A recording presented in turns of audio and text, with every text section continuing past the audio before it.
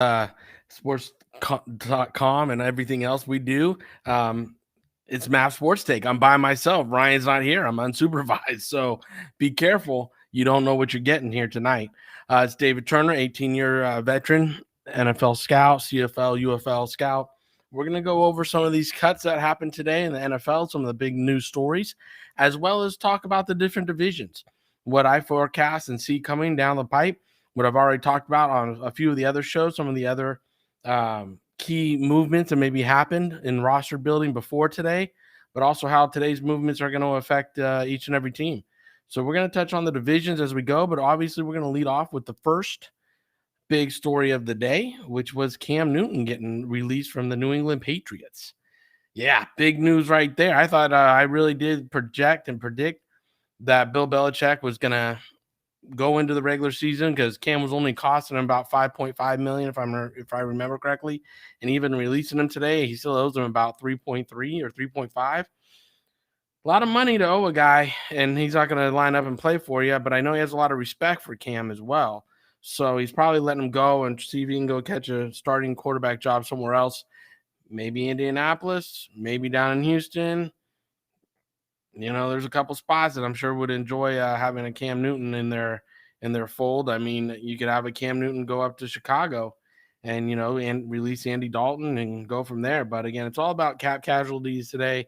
Some of the moves make sense because of the cap, what people are looking to do as far as like save cap room and stuff. Other of the decisions today doesn't make any sense. With Cam, I can see it both ways. You have a rookie contract on your quarterback. He played well. You think with that defense and the rebuilding job you did, remember they spent more money in free agency than any other club has in the history of free agency. So under the salary cap era. So this is a team that went and built a team for sustained success. Most of the players they signed were 2, 3, and 4-year deals. Not a lot of 1-year deals was given out up there in New England, and they're trying to win the division and capture a title this year, doing it Belichick's way. So that all being said, everybody, Belichick is looking to make the move and releasing Cam. Well, I'm not going to sit here and say it was something I saw. I didn't. I really thought he was going to end up going into the regular season, letting the rookie learn from Cam a little bit, and maybe making the switch around week 3 or 4. I said that just on a different show the other day. And, seeing him get released today was surprising, I think, to a lot of people. I mean, Mac Jones, geez, I mean, you really made the impression on the coaches to the point where they released a guy who took a team to the Super Bowl back in 2015, just 6 years ago, I believe it was. So, congratulations to Mac Jones for getting that position locked up today, making sure he was a starting quarterback in the NFL his rookie year. Now, if you look at that division, the whole AFC West, I think Buffalo's quarterback, that 25 years old, is the veteran, is the oldest quarterback in that division. So, when you're looking at Allen and Tua and Jones now, and then Wilson, you got 2 rookies, a second-year guy, and then Buffalo's rolling in with the veteran presence. I think Buffalo might have stood up and cheered today. And I was like, woo, here we go. Just being able to say we got the veteran quarterback as well as, having a rookie to go up against. I mean, again, I'm not bagging on the kid. He obviously made his impression, did everything he was supposed to do for to win a starting job in the NFL, and that's super hard.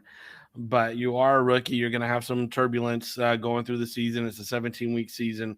So, for New England, I think they're not done moving their roster around also. You look at a couple of their moves today, I think they have to bring back Hoyer at some point.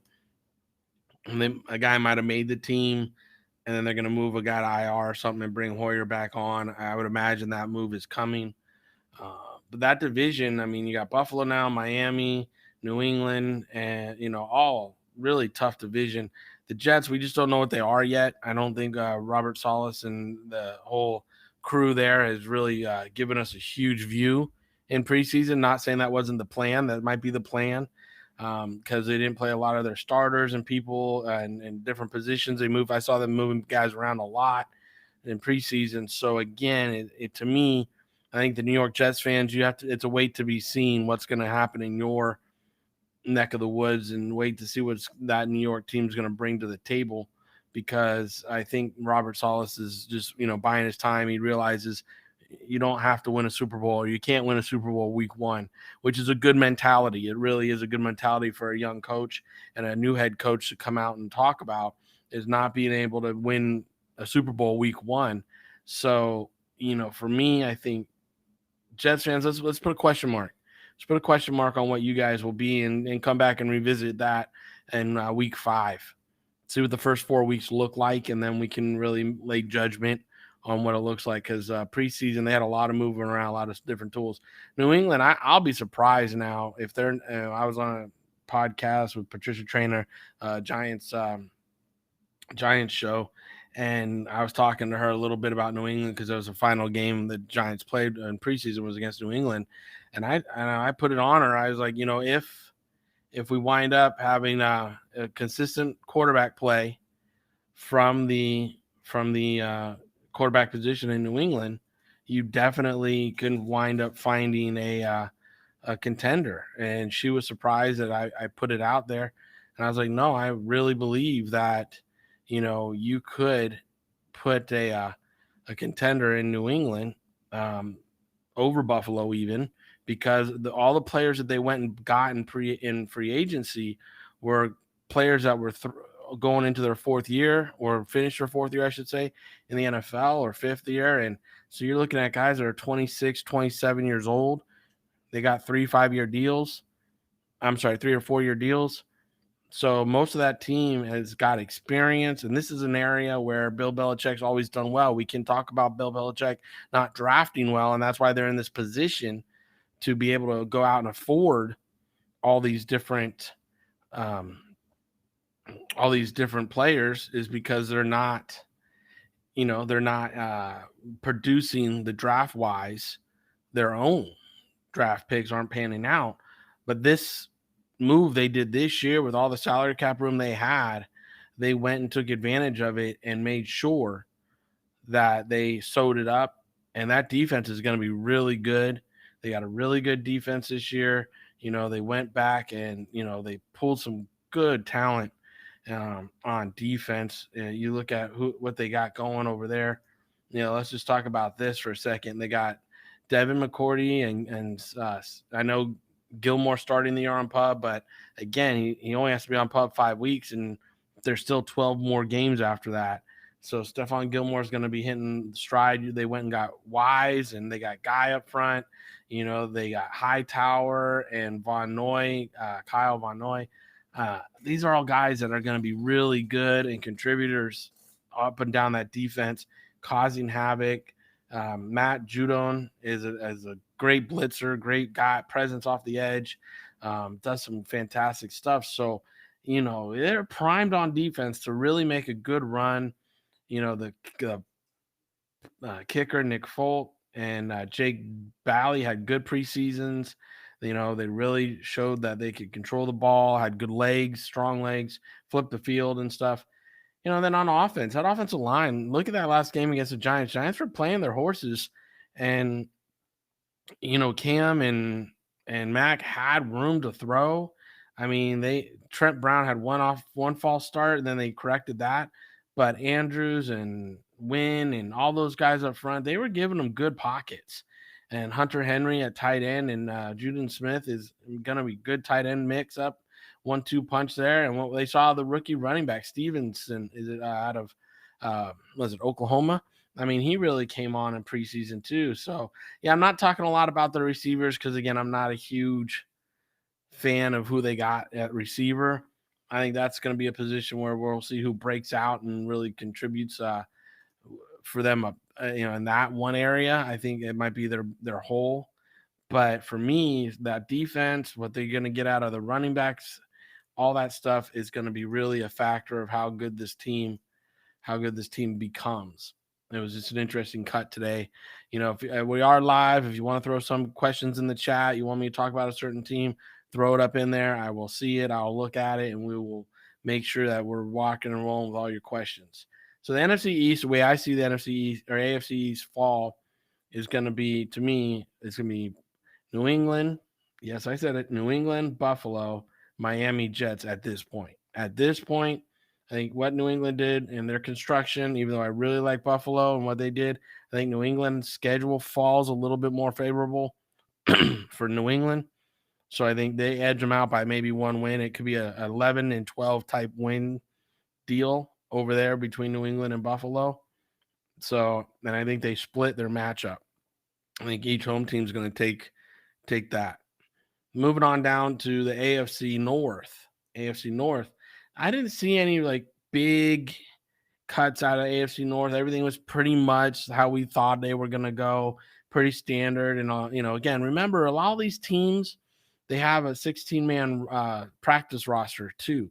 So when they have the 16-man practice roster, yes, they went from 85 down to 53 today, but then they're going to assign 16 back. So for that purpose alone, you end up with 69 players or so. So you went from 85 down to 69, really, because all the players that got released and told they're going to go to practice squad come in tomorrow at noon. We're going to sign the contracts, and you're going to be on practice squad and be right back out there. So, with that 16-man practice roster, that makes these cuts a little bit easier to swallow. Back in my day when I was doing them, and we were coming from 53 down to, from 85, 90 down to 53, we had a 10-man practice squad. So that put 6 more players per team out of work. And that was tough because there were some good players that we had to put out on the street and put out of work, and it was tough. Here you can say, hey, you're not going to get a full salary. We'll try to get you back on the roster if we have injuries or when we can.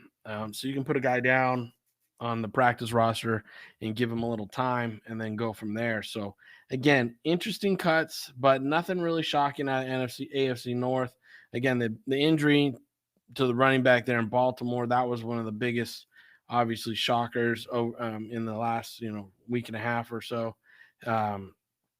Terrible loss for them there, and that young man who was just primed and ready to get an opportunity. Man, I mean that was terrible to see J.K. Dobbins go down. That being said, defense is stacked, ready to go. Baltimore's got the quarterback. They got some good receivers in Boykins and Sammy Watkins and Brown. They got the young rookie first-round pick, 21st overall, Rashad Bateman. So this is a team that felt good enough to trade away an offensive lineman, trade them to, Kansas City. They obviously weren't afraid to play against them because they traded them there, and that was the AFC divisional champ and everything. So they're strong, and this is a strong contender. Even without Dobbins, this is a strong contender for them. They did cut. I did notice that they did cut one of my favorite practice players and Senior Bowl players today was Ben Mason. Now Ben Mason is probably going to go back to their practice roster. I would imagine because of the way they cut that team. But I was like, I was rooting for him. I was rooting for him to make the team today. I'm not going to lie. Cleveland and Pittsburgh, everybody kind of held, as you call, played chalk. They didn't make anything different. Now, Cincinnati made a couple bold moves for a team that really does not have a stellar offensive line. They traded away an offensive lineman, and I know they had said earlier in the year they weren't really happy with the way he was playing and that they weren't going to pick up his 5th-year option and stuff like that. But I was still shocked to see them trade an offensive lineman when they do not have a stellar offensive line there to protect Joe Burrow. So here, if I'm going to stack the AFC North tonight, I would have to say, and this is a tough race. I don't think this is going to be an 11 and 12 win. I think this is going to be a close one as well. I think 3 teams are obviously in the mix when you got Pittsburgh, Cleveland, and Baltimore. But I'm going to edge out Cleveland and Pittsburgh and give Baltimore the nod for this division right here, preseason post cuts.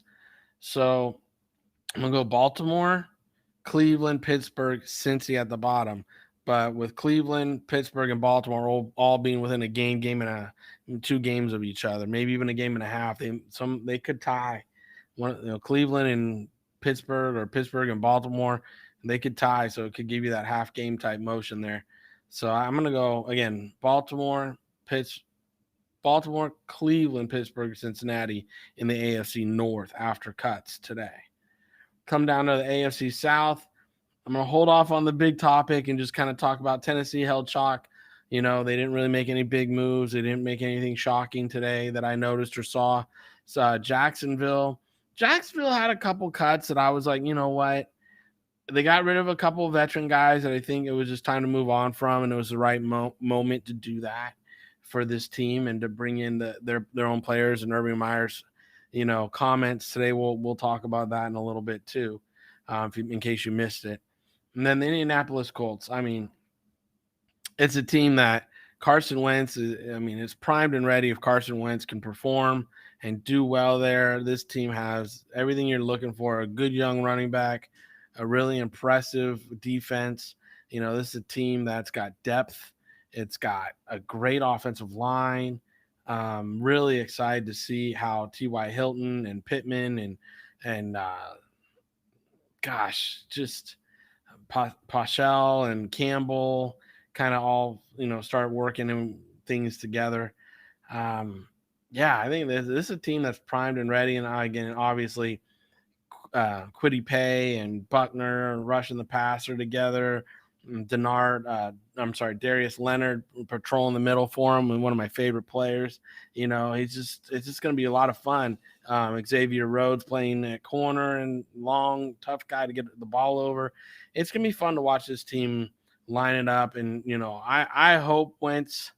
I'm not a Wentz fan. I never have been. No one will ever accuse me of that. Do not have a fan card for him.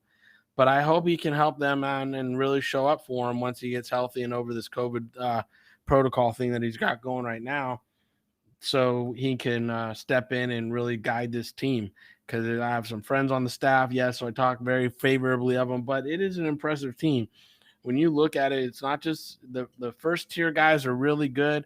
The second tier guys are really good too. If you compare their second tier to other team second tier, they've done a great job drafting and locking up some very good young talent. Ed Dodds there, the assistant general manager, obviously is a friend.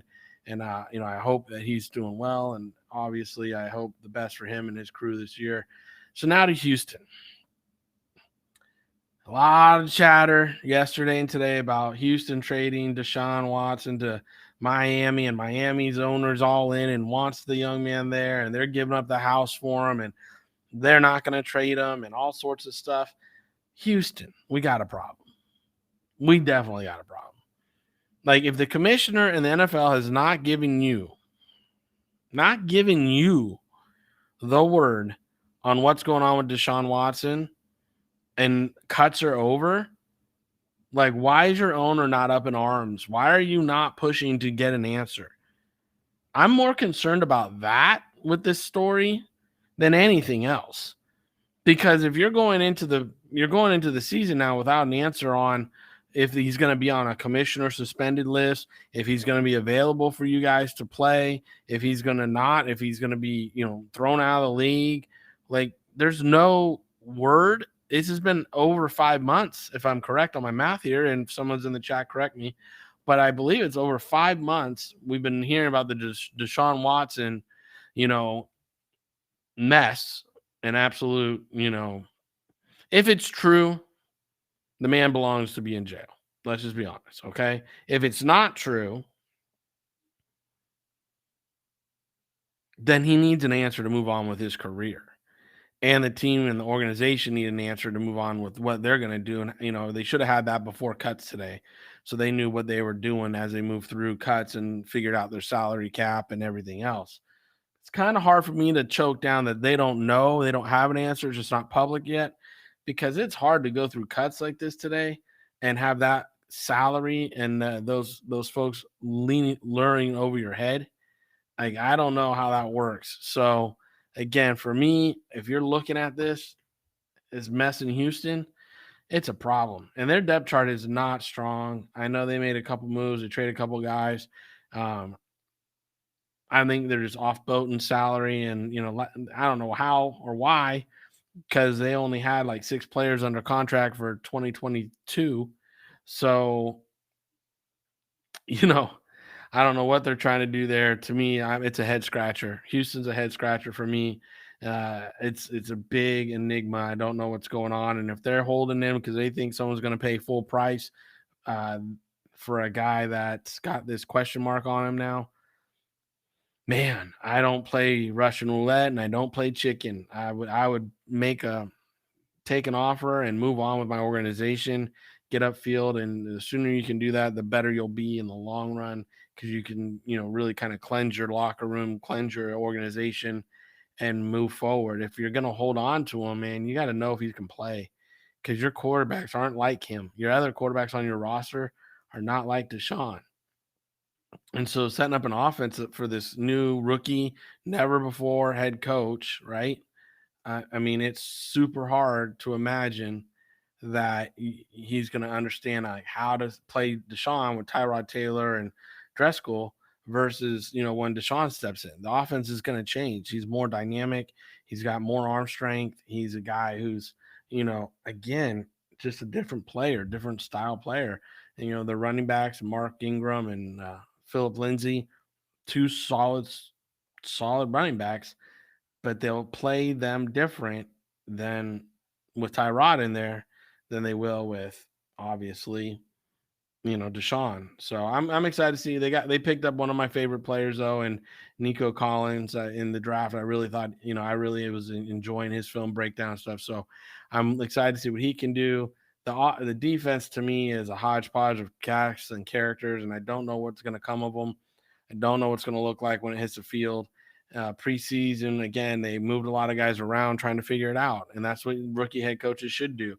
They should figure out what they got so they know when they go into regular season what they can do and what they can't do with guys. So, Houston, I think it's just going to be a mess. You're in the early runnings for first pick overall again. Let's just put it that way. Yeah, if I'm going to stack that division right now, because I don't know what Wentz is going to bring to Indy, you have to say Tennessee is going to repeat as divisional champions. Indy's going to be second in that division again. And then you would have to go Jacksonville and Houston just at the bottom. They're going to be competing for first overall pick. Both those teams are going to be right there. Now, we'll take a little side note real quick.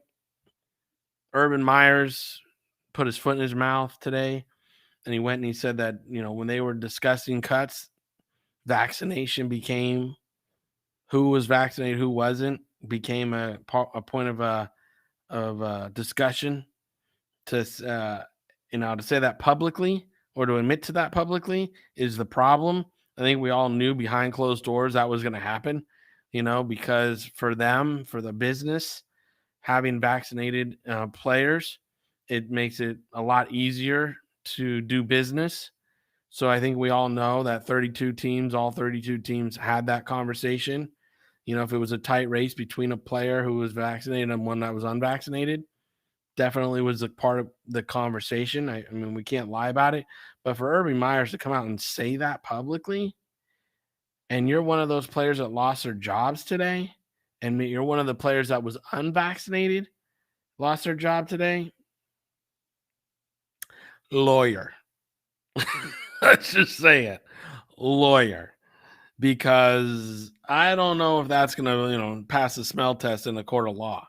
So if you're one of those 6 or 11 players that maybe got cut today and aren't going to get a job and you're unvaccinated, you might want to think about some kind of legal actions to just set precedent, because an employer to fire you, which is what happened today, and make a decision with you being unvaccinated would be a very troubling court case, I think, for not only the Jacksonville Jaguars, but the NFL. A lot of people could get deposed in that one. So back to the rosters, back to the roster breakdown. We'll finish the AFC up here really quick with the AFC West. AFC West is strong. Denver, come on, man. Woo, George Payton. Man, who got him all fired up? We got freaking George Payton rolling the dice, making deals, trading here, trading there, collecting draft picks, giving draft picks away, moving players, bringing players in. I mean, Riverboat Ron is in Washington, but we got to get a name for George, because today he was hustling and bustling and moving around and going after his guys. And like I said, he was making things happen. It was fun to watch Denver today make some moves, transactions go down, and him collect some draft picks, not only for 2022, but I think he got a couple for 2023 today too. So, interesting moves there in Denver. Vegas, pretty much chalk. I mean, who they cut, nothing really surprised me there. I watched their game against the Niners, very underwhelming. And I know John Gruden didn't really play his starters much, if at all, this preseason. So Vegas fans, you just don't know what it's going to be like and what you're getting until they line it up first week. But that's another one we got to put a pin in, like the Jets come back after week 4, see what it's looking like. Because there's a huge question mark on what the Raiders are going to look like. And that's hard for my heart to say. As you all know, I'm a former Raider myself, worked there 5 years. But for me, it's a big question mark. I just don't know what they're going to look like coming out of the season. And when I look up and down the roster, it's not that impressive to me. It's okay. But last year's offensive line looked a lot better to me on paper, and they played really well. And then this year's defense looks okay. But again, I'm not jumping out of my seat going, ooh, that defense is going to be good. It's just, we got to see. We got to see. Los Angeles Rams, they look so good.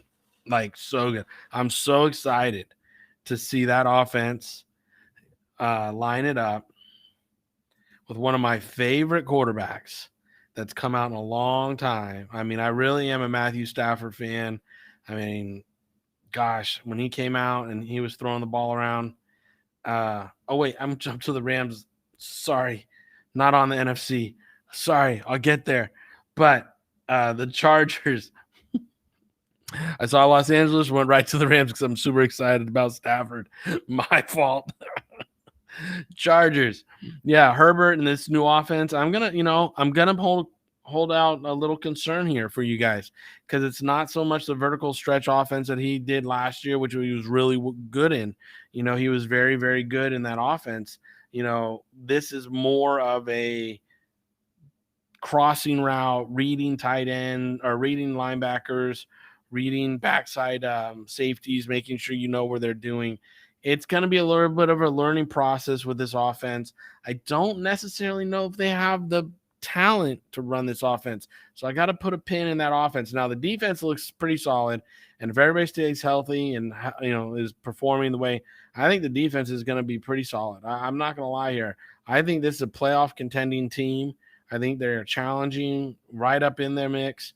Now, are they going to beat Kansas City? No. Kansas City is going to run away with this division. I think Denver and the Chargers are going to be competing, and I don't know what Vegas is. So stacking this division right now, it's got to be Kansas City with the Mahomes crew and everybody there. And then you have to go Denver and Los Angeles, just neck and neck for that second spot. I'm going to put Los Angeles first, the Chargers, and then Denver third, because we just don't know what Teddy B is going to wind up doing to the offense. I think Teddy B is going to be solid there.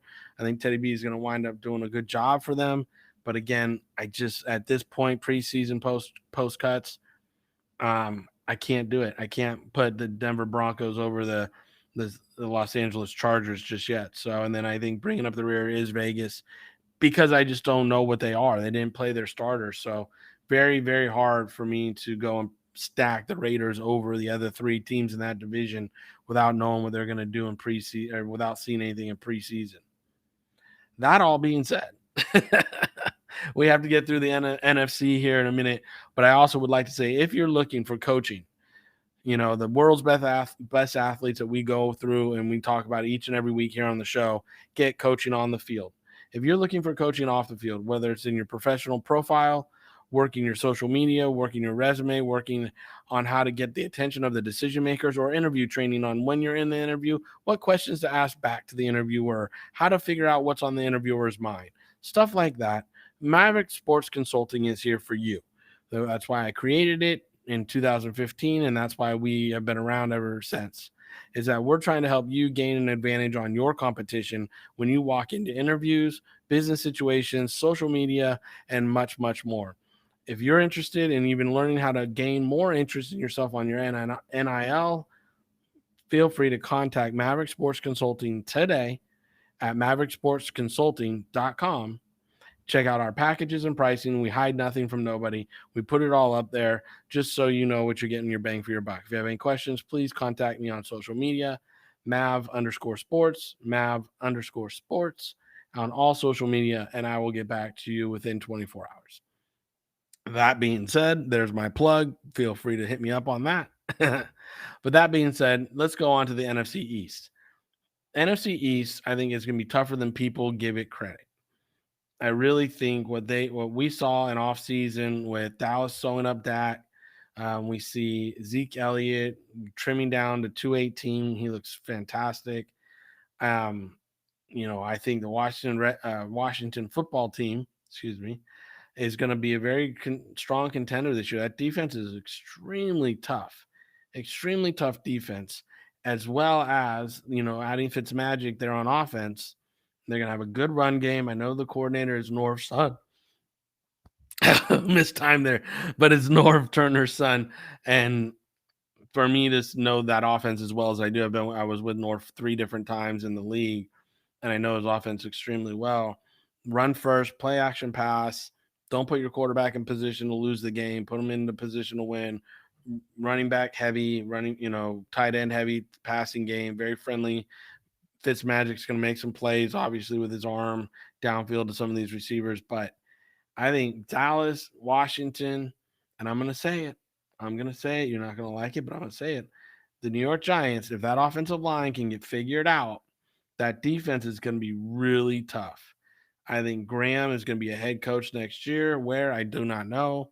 But I think their defensive coordinator is going to be up for some serious consideration on jobs for next year. And for me, I think if that offensive line can get locked up and shown up, then Shaq will have some running lanes. Patrick Jones has a couple tight ends now. I know that's a weak area for them. They're very thin at tight end. I would imagine they're working the waiver wire. They're talking to people about tight ends because they got 2 that are very injury prone, and I don't see them making it 17 weeks. So they got to lock that up, and JG's offense really likes the tight end. So looking up there, I think the stack is pretty easy, but I think it's going to be a very competitive division, and teams like the Giants and Washington, they're going to lose games by like 3 points. And it's going to be close margins of losses with them all year. So I'm going to go Dallas, Washington, Giants, Philly. And the only reason I'm banging on Philly a little bit is because, I don't know what the quarterback's going to look like. I do not like the way the defense is stacked right now. They can prove me wrong, and their offensive line to me is not that impressive. So I think they got holes and concerns. They can prove me wrong in their play, but right now, looking, like I said, preseason, post cuts, I really don't. That roster to me is not solid. It's not strong. I love the quarterback. I think he's going to be a fantasy fun player like Kyler Murray was, with him running around and doing stuff.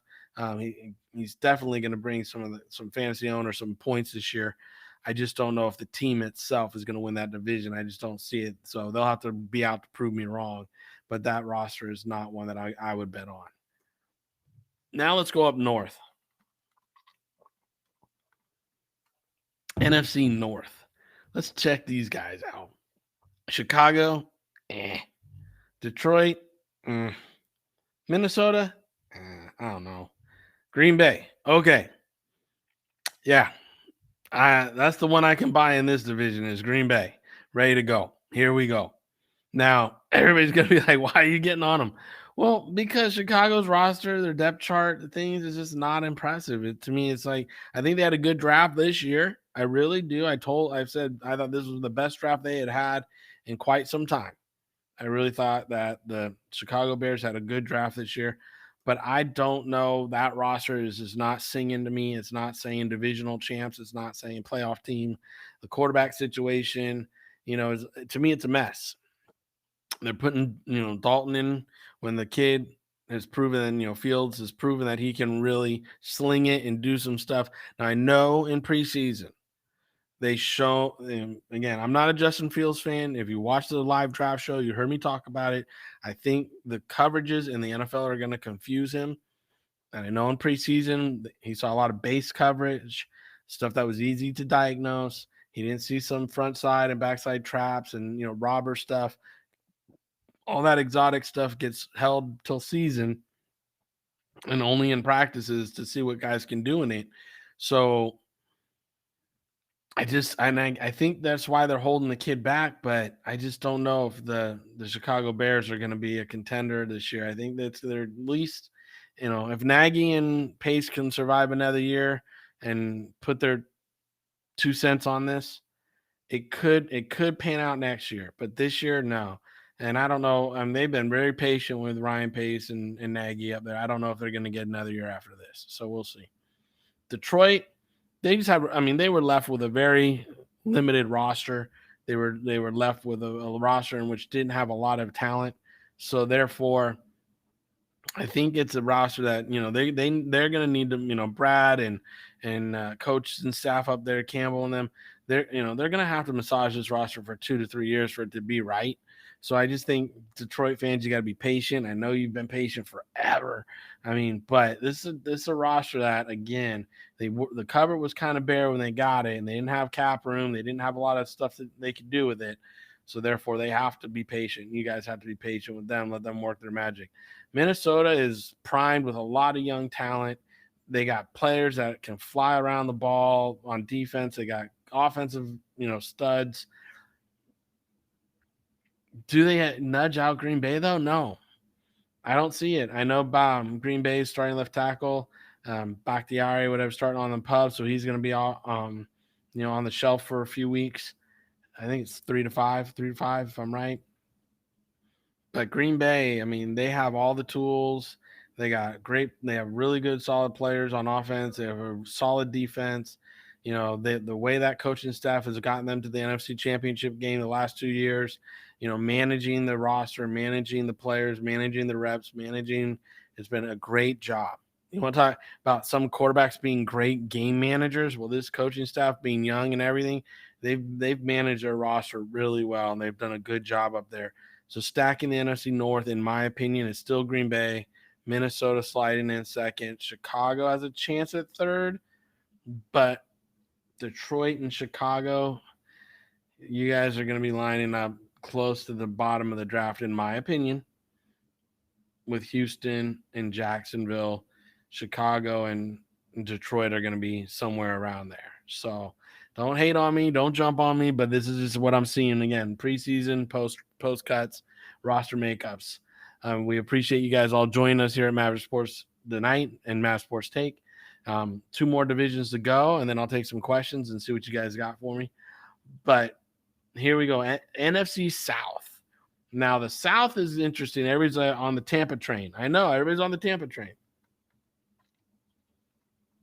Now New Orleans is displaced, and Sean said today it's probably going to be 4 weeks before they can play a game at home with all the weather damage that Ida brought to the area. Again, our hearts, our concerns, and our prayers go out to the Ida victims. Please contribute to any of the sporting funds and American Red Cross that we can do to get help down to the Ida victims. I really would appreciate you guys donating and helping them out. It's a tragic area. They've been dealing with too much of this, and it's going through like crazy. So, this is a region that's just brutally beaten. It seems like every year now, and New Orleans is going to be the Saints organization and their fans and homes and families are displaced now for 4 weeks. So I don't know what New Orleans is going to wind up doing even without that. The Jameis Winston starting and some injuries and things they had down there. I don't know. Saints fans, I think you're bringing up the caboose in this one this year. I think you're just going to struggle. It's going to be hard. The adversity is you don't have Drew Brees to lead the team, and it's hard to throw that on Jameis Winston's shoulders. It's hard to throw that on anybody's shoulders. But Drew Brees is a special breed that could have seen you through this one. I just don't see it this year with them. Carolina's got a good young team. I don't know if you guys watched the final preseason game, but that young team was clicking. They were gelling. Sam Donald, I think, is going to be a very good addition to that roster and that offense for them. This is a team that got a little taste of this offense last year. They're going to get a good signal caller this year. And yeah, I mean, as long as they're healthy, that defense, they drafted all defense in the 2020 draft, and 2021 they added more defense to that talent pool. It's a young, talented linebacker core. They got some good pass rushers coming off the edge. It's going to be a very interesting. I picked them to kind of compete here, like really compete here. I think not a lot of people are talking about them, and a lot of people are giving them that much credit. So they could sneak up and they can surprise some people this year. 17 games. They got a young roster that doesn't know they're not supposed to be good. So, yeah, I can see it. I can see this team doing some really fun things in Carolina this year. And then obviously you got the Atlanta Falcons. I don't know what we're getting at Atlanta yet. I don't know. There's another question mark. They have a great young, talented team. You know, new coach Arthur Smith, Dave Ragone, good friend of the program, good friend of mine, and Don Pease, who's one of my favorite defensive coordinators. I really enjoy watching him call defense and everything. So I like this coaching staff. I think with Hayden Hurst and Pitts, I mean they fit that offense so well. Matt Ryan's going to have really good targets with Ridley and engage in them. So I mean, it's running back wise. I'm not a huge fan. I'm not there yet. We'll see. Right, the running back wise is we'll see on this offense. That's my we'll see position. But everything else is they did a pretty nice job lining up, getting the left tackles or getting the tackles and offensive line to look good. So this is a team that I like. I don't like. I'm not in love with them, but I want to see this Don B's defense. If the defensive personnel there can pick it up and play with it and do a good job, this team will compete. The way I stack it though is obviously Tampa Bay 1. I got Carolina 2. Atlanta 3 and New Orleans 4. Now, Carolina and Atlanta could flip. They could flop. They could flip-flop. But I don't see them beating Tampa Bay. I mean, Tampa Bay brought everybody back from their Super Bowl run. I know Tampa Bay's schedule is a little harder than what you'll find in Carolina and Atlanta. That being said, though, they still have to line up and play each other. And Tampa, I think, is going to dominate the division when they line up and play in their division. Last division. Here we go. NFC West. Just down the road, Arizona Cardinals. We're going to see. I mean, preseason, I watched the 2 preseason games they had. The third one obviously was with New Orleans and got canceled. So for the first 4 weeks. Now, offensively, they obviously went and got AJ Green. They have Hopkins. They got still got Christian Kirk. Sorry, I'm trying to get his first name. Christian Kirk. They got Rondell Moore. So they got weapons for Kyler up front or on the perimeter. The running back, Chase Edmonds, I think it's a solid addition. We'll see how he looks, if he can stay healthy and everything. Tight ends, okay, but I think Kyler's more friendly with Hopkins and AJ Green, and he's going to be thrown to these receivers. Offensive line, I'm never a huge fan. I love that they went and got Rodney Hudson, though, to play center. I'm very impressed with that move. They needed a good center, but Humphreys and Beckham, the tackles, I'm not a big fan. They seem to be like guys on roller skates, so it's a good thing Kyler is mobile and not in the pocket. Defense, obviously, we're all waiting to see what J.J. Watt looks like, how he's going to impact this defense. Jordan Phillips, Rashard Lance, Chandler Jones, obviously, they're big pass rusher off the edge. And then we want to see what Zaven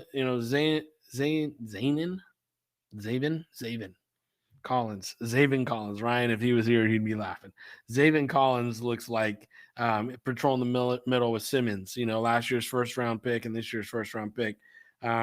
We want to see what they look like playing in the middle together. In preseason, they both look pretty good. So I want to see what they look like together, lined up, and making plays. The secondary is okay. They just had a retirement. One of the corners retired today. But they still like Budda Baker. I mean, come on. He's an all-pro safety, flying around making plays. Jalen Thompson. So Malcolm Butler did retire, as far as from what I understand.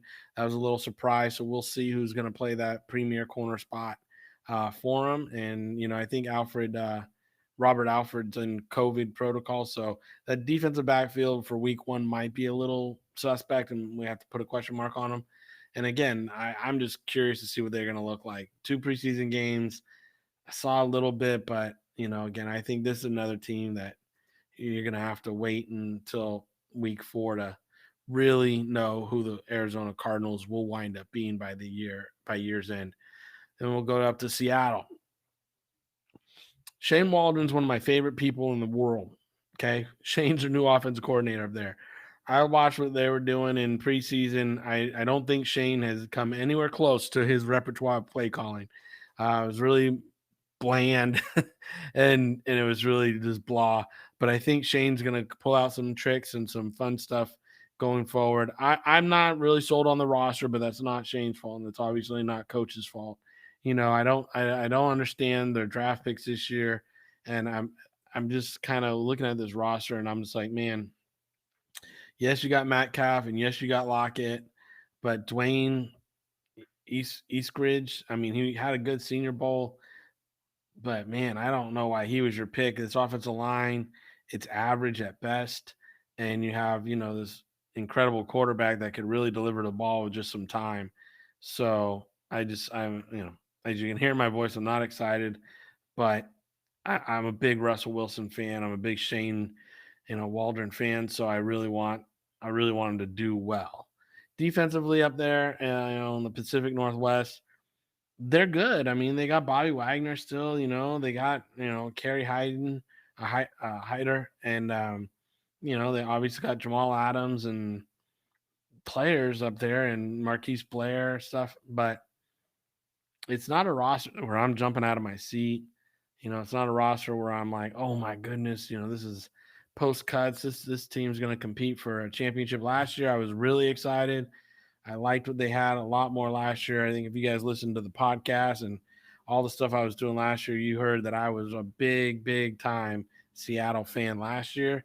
This year, not so much. It's a big question mark for me, especially in this division, because we're getting to where I was going a little earlier. But San Francisco, again, I think San Francisco reloaded well. It's going to be health concerns up there. Who's healthy? Who's playing quarterback? If what they did this last weekend on the first opening drive against the Raiders, where they used Trey Lance and Jimmy G together, man, if they do that throughout the whole year and those quarterback egos can stay in check and do that all year, that's going to put a ton of pressure on defenses to prepare for two style of quarterbacks, and both quarterbacks deliver each week. That's going to put a lot of pressure on people. It will be very difficult to game plan week in and week out if you're going up against them. So San Francisco, put them on the map. If they don't trade Jimmy G this week and they go Trey Lance and Jimmy G together, a two-headed monster, man, that's going to be a very interesting monster to try to defend all year. It'll be incredibly difficult to do that. But the LA Rams, again, like I was saying earlier, they got Matthew Stafford, one of my favorite quarterbacks that's come out in the recent years. They have, Jefferson and Woods and Cup. They're on offense. They went and traded and got Sony Michel to be a running back. So this is a team that they turn over every leaf. They really don't care about first round picks. They go and get players that they think fit their system, and they can bring in and plug and play right away. Deshaun Jackson. I mean, they got 4 receivers that are just solid players to rotate, take different reps, all veterans, all know what they're doing, all smart players. Only obviously the left tackle, Andrew Whitworth, is a little long in the tooth. Is he going to make 17 weeks? We don't know, right? We don't know. That's just, who knows?